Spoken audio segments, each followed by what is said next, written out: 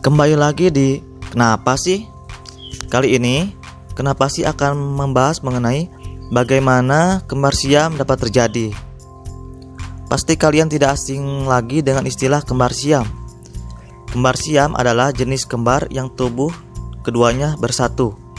Kejadian kembar siam ini cukup langka, sekitar 1 dari 200.000 kelahiran.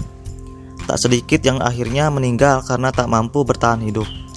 Istilah kembar siam berasal dari pasangan kembar siam terkenal, yaitu Chang dan Eng Bunker, yang lahir pada tahun 1811 di Siam, Thailand. Mengapa bisa terjadi kembar siam? Hal ini terjadi apabila zigot atau calon bayi kembar identik gagal terpisah secara sempurna.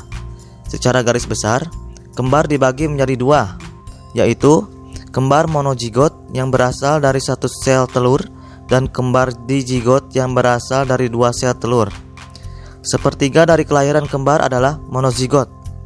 Kembar dizigot berarti 2 sel telur matang pada waktu yang bersamaan, kemudian dibuahi oleh sperma sehingga kedua sel telur itu mengalami pembuahan pada waktu bersamaan.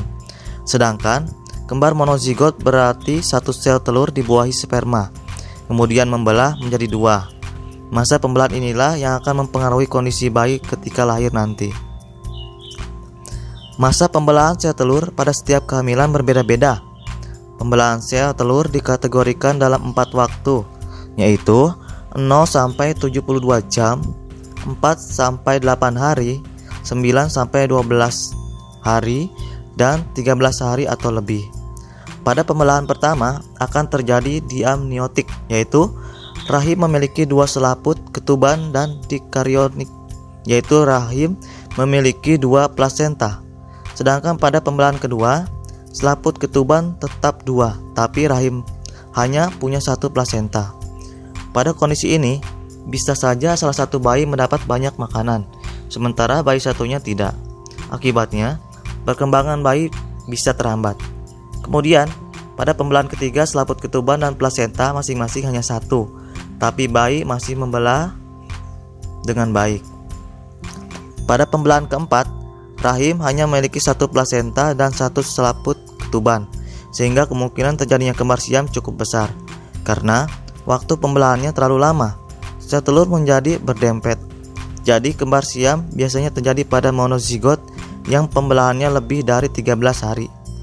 Dari keempat pembelahan tersebut, tentu saja yang terbaik adalah pembelahan pertama, karena bayi bisa membelah dengan sempurna. Namun, keempat pembelahan ini tidak bisa diatur waktunya.